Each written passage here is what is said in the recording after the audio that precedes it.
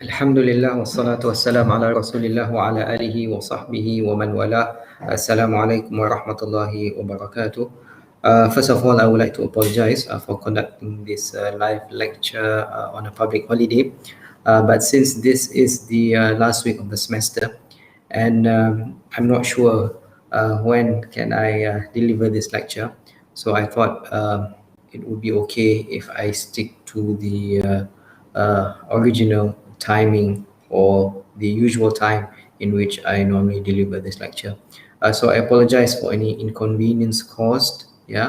But as I promised, this will be a very brief and short, straightforward lecture. So inshallah, it will take about 20 minutes or 30 minutes max, inshallah, or even less perhaps. So I hope all of you are doing well, keeping yourself safe and also sane in light of the current MCO 3.0, which is in effect until the 14th of June. We are not sure, perhaps it might be extended as well. So let us try to the best of our ability, or to our ability to adhere to the SOPs in place, so that inshallah we can flatten the curve and win this battle against COVID-19, inshallah. In the last two live lectures, we talked, or perhaps four, I'm not sure. Perhaps two or three. We talked about the issue of defects in hadith. We looked at the issue of discontinuity and the various types of categories of hadith as a result of such discontinuity. We also looked at the categories of accepted hadith, and also the issue of conveying weak hadith without mentioning its weakness, and also the practice based on weak hadith. So today, inshallah, we shall move on to the last topic that we shall cover under this umbrella of verification of terms, which is defects due to the transmitters. So just to recap, when it comes to weak hadith, the two main factors which contribute to the weakness of hadith could either be discontinuity in the sanad, yani a broken chain, and secondly, defects due to the transmitters, meaning that the transmitters in the chain are, or perhaps would have there are some issues with them, yani they would suffer from certain shortcomings, and we will look at these in much more detail in the next few slides, inshallah. So let me share the slides with you. So remember, when we looked at accepted hadith, the conditions for acceptance is firstly continuity of the chain, secondly the uprightness and reliability of the transmitters, and thirdly the retentive memory or accurateness of the transmitters. Then the hadith must be free from isolation, and the hadith must be free from defects. So we have covered the issue of discontinuity, remember, because the first condition of acceptance is continuity. So we have addressed the issue of discontinuity in the previous lecture, which contributes to the weakness of the hadith. So when it comes to uprightness and accurateness of the transmitters, it has to do with the defects of the transmitters themselves, or the transmitter, he, himself, or herself. So we will look at these one by one, inshallah. So when it involves the defects of the transmitters, it could be from the aspect or from their dimension of reliability, from their dimension of reliability, or from the dimension or from the aspect of their accurateness or retentive memory. When it involves their reliability here, it involves their moral integrity. So the transmitter could be suspected of lying, or he indulges in sins continuously, or he is ignorant, or he is involved in innovation. If he is a liar, then clearly his hadith, is rejected on the basis of hadith mawdu', of fabricated hadith. So after this, we will look at the issue of suspicion of lying. This is in the case when perhaps in conversation, he might lie, but it is not firmly established that he lied when transmitting hadith of the Prophet sallallahu alaihi wasallam. And then the issue of being a fasiq, the issue of indulging in sins, the issue of ignorance, and also the issue of bid'ah or innovation. When it involves retentive memory, it could occur due to the transmitter making a lot of mistakes, or he is considered to be negligent, delusional, or he has a form of defective memory, or he contradicts that which is, or that, or who, or he contradicts one who is of higher authority or more in number. So we will look at the categories of weak hadith due to the defects of the transmitter. Al-matruk. If a hadith is matruk, it is in which there is a transmitter who is accused or suspected of lying. He commits many mistakes, he is negligent or involved in sins continuously, a fasiq. So basically, under this category of hadith matruk, it includes one who is suspected of lying or one who commits many mistakes. So a suspect of lying is related to one's reliability, commits many mistakes and negligent is related to one's retentive memory or accurateness, or involved in sins continuously, fasiq, and this has to do with one's reliability. So the reason of the accusation of lying is the fact that in conversations, the transmitter is known to lie, though it has not been firmly established that he lied when transmitting hadith. So even if he is suspected of lying, his hadith is considered to be weak, even though it is not established that he has fabricated hadith, in the name of the Prophet sallallahu alaihi wasallam. So what's the status of hadith matruk? It is considered to be the worst type of hadith da'if, after hadith mawdu' according to Ibn Hajar al-Asqalani. So according to the levels of weak hadith, according to Ibn Hajar al-Asqalani, hadith matruk comes after hadith mawdu'. And as such, it cannot be elevated to the status of hasan li ghayrihi. So there is no possibility that a hadith which is matruk can be elevated to the status of acceptance. And then we have what is known as hadith majhul. Hadith majhul. It is that in which the transmitter's identity or character is unknown. So basically, one does not know who this transmitter is, or if he is known, his character is unknown.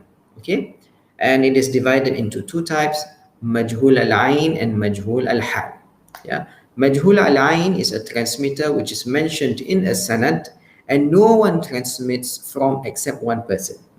So for example, let's say that this person is A, so only B transmits from him. No one else transmits hadith from him.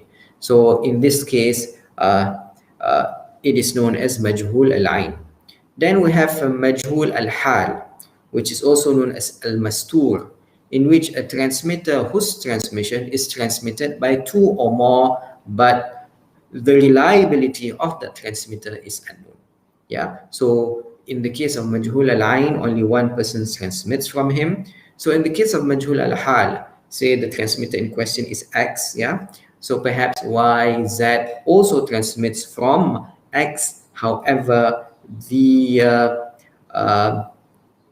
reliability of X is unknown, meaning we do not know whether he is reliable, unreliable. There seems to be no information about his reliability.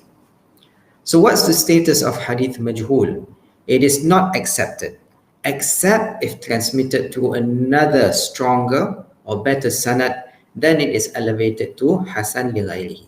So unless there is a better or stronger sanad, then the hadith can be elevated to the status of Hasan li ghayrihi. So that is in the case of hadith majhul. Next we have hadith mubham.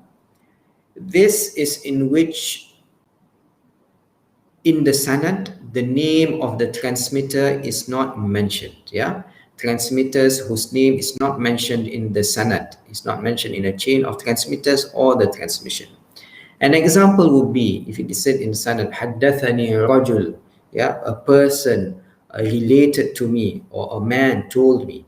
Yeah, so if this occurs in the matan, what actually happens?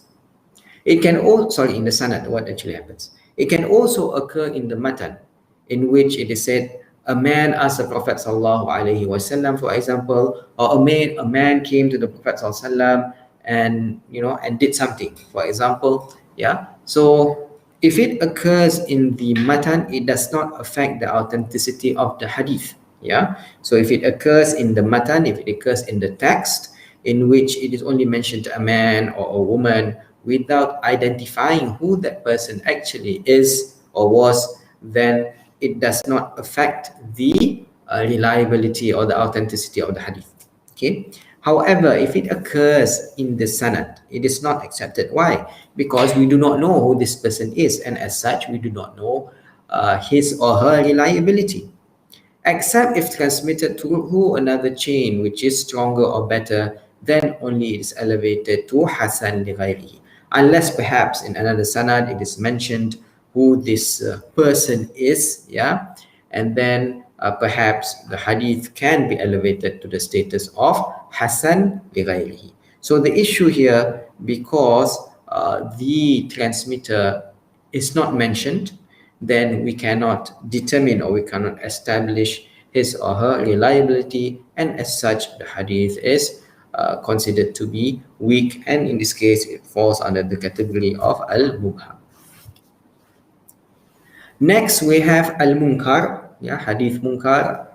Perhaps some of you might have come across this term before. It is that which is transmitted by a weak transmitter, in contradiction with that which is transmitted by the reliable, upright, or trustworthy. Yeah. So in the case of hadith munkar, a weak transmitter contradicts that which has been narrated, yeah, by those who are reliable, upright, and trustworthy. Yeah.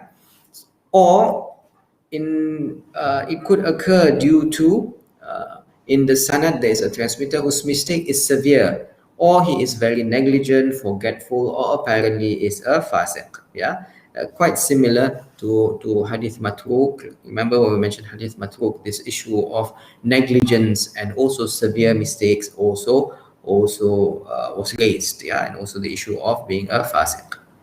So what's the status of such hadith? It is considered to be extremely weak. It comes after hadith matruk. Remember, hadith mawdu', according to Ibn Hajar, the most severe or the most, when it comes to rejected hadith, firstly we have hadith mawdu' at the top, then we have hadith matruk, now we have hadith munkar.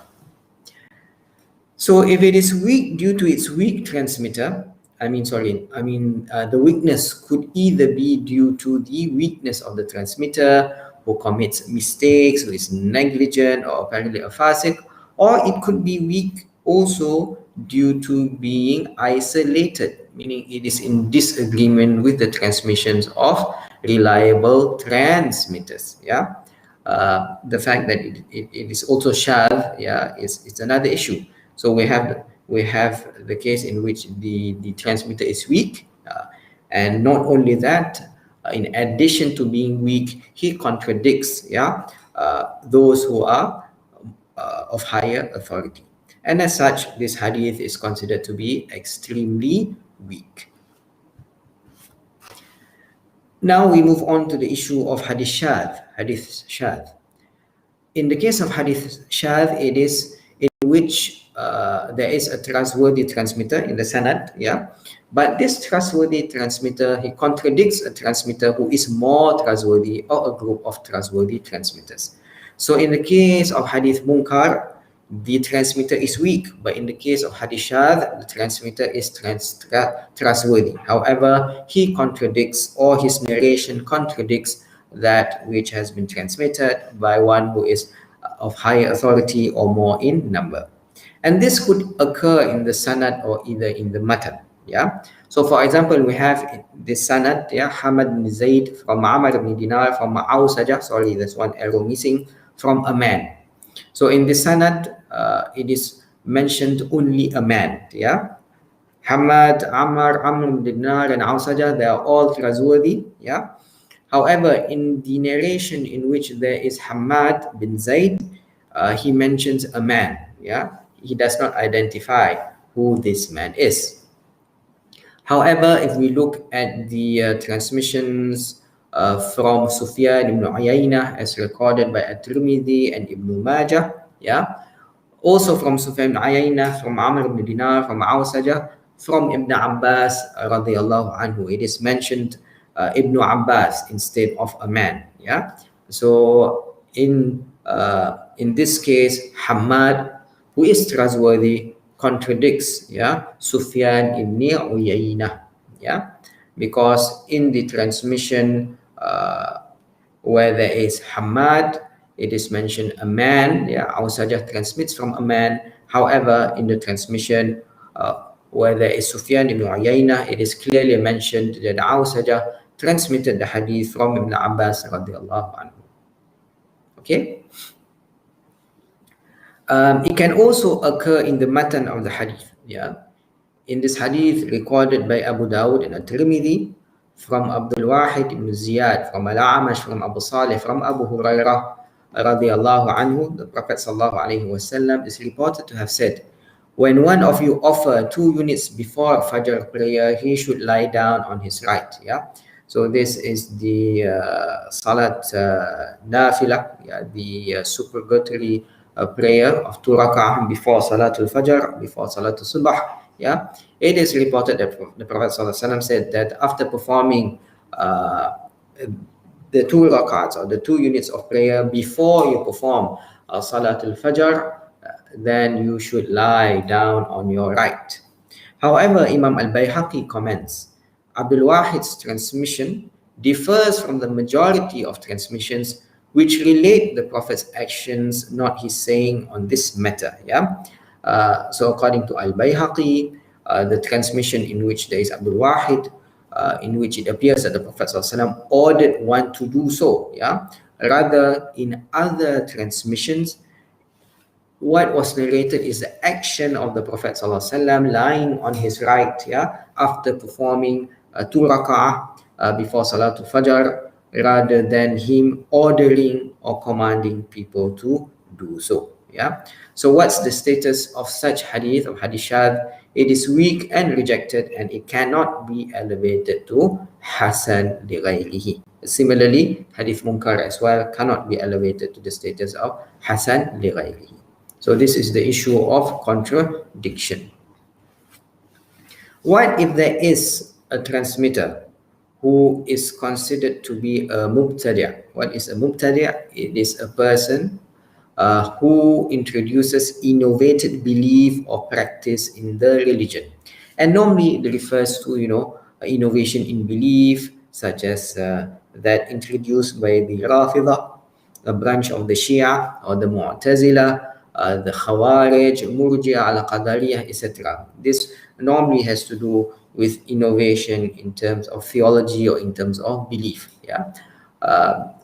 Perhaps this will require us to be more familiar with the various theological sects when it comes to Muslims, especially after the conflict between Ali and Muawiyah after the death of Uthman radiallahu anhu, in which it is described as the great fitna, which caused division, which was initially political in nature, which then took a theological nuance. Yeah. So what is the status of a hadith in which there is a transmitter who is a mubtadi', who is an innovator?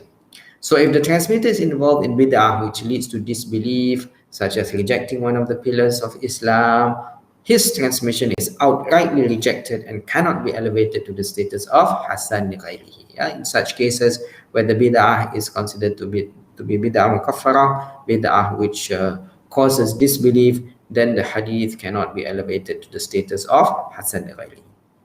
However, if the transmitter is involved in bid'ah which does not lead to disbelief, so in this case the innovation does not lead to kufr, there are certain conditions. So if he invites people to the bid'ah, most scholars reject his hadith. So if the person is known to advocate that bid'ah, that innovated practice or belief, then the hadith is rejected according to most scholars. However, if he does not advocate or if he does not promote that innovation, his hadith is accepted with two prerequisites.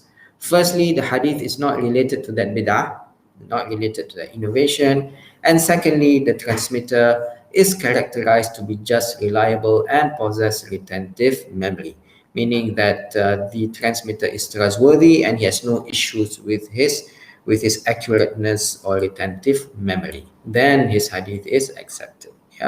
So these are some of the conditions set before acceptance of a hadith in which there is a transmitter in the sanad who is a mubtadi', who is an innovator.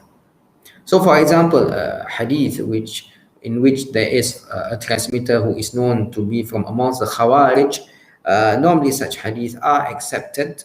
Why? Because according to the Khawarij, lying is considered to be a great sin which will lead to kufr. So the person would be very careful not to lie, because then that, according to him, would lead to disbelief. So even though he ascribes to certain Khawarij doctrines, which is considered to be an innovation, in this case his transmission is accepted, as long as he fulfills the prerequisites set by the scholars for the hadith to be accepted. Now let's look at the case of poor retentive memory. So we have looked at defects due to transmitters, in which also actually in some categories of rejected hadith, such as matruk, and such as munkar, the issue of negligence and severe mistakes are also mentioned. So that category of hadith would also include that which is related to the poor retentive memory of the transmitter. If it is inherent poor memory, in which the transmitter cannot distinguish between right and wrong statements, whereby the transmitter suffered from poor memory since birth and remains so throughout his life, it can only be elevated to the status of Hasan li ghairihi if it is transmitted through other sanads which are better. So if from the beginning, the transmitter, it has been established that he suffers from weak memory or poor memory, then his hadith is rejected. However, it can be elevated to the status of Hasan li ghairihi if there are other chains which are stronger. So if there are supporting hadith or supporting sanads, then only this sanad can be elevated to the status of Hasan li ghairihi. Secondly, we have the issue of circumstantial poor memory. This could be due to old age, for example, experienced by Ata, or losing eyesight, such as Abdul Razak bin Hammam, or documentations burnt, such as Abdullah bin Lahi'a, or the loss of documentations. And the term used for this is al-mukhtalit, which connotes derangement or imbalance of the mind. So what's the status of such hadith, circumstantial poor memory? For example, one who has good memory, but due to old age, then his memory deteriorates, or if one is dependent on documents, in narrating hadith, if something happens to the documents, such as it being burnt, or if he loses eyesight, meaning that he's unable to have access or to read such documents, what happens? So the transmissions prior to the occurrence of poor memory could be accepted. So if it is established that the hadith was transmitted prior to circumstantial poor memory, then the hadith is accepted. If the transmissions occurred after suffering from poor memory, it is considered to be weak but could be elevated to the status of Hasan li-ghayrihi if it is transmitted to other chains which are stronger. So if it is established that the transmission took place after the occurrence of circumstantial poor memory, then the hadith is considered to be weak but can be elevated to the status of Hasan li-ghayrihi if there are other sanads which are stronger. If you cannot determine, or if we cannot determine whether the hadith is transmitted prior to experiencing poor memory or after that, this hadith can be elevated to the status of Hasan li-ghayrihi if it is transmitted through other sanads which are stronger. So basically, this is the status of such hadith in which there is a transmitter who suffers from circumstantial poor memory. Finally, we have al-ma'lul. Al-ma'lul, so here is the issue of illah. Remember, we mentioned that for a hadith to be accepted, the last condition would be the hadith must be free from illah, must be free from defects. Okay.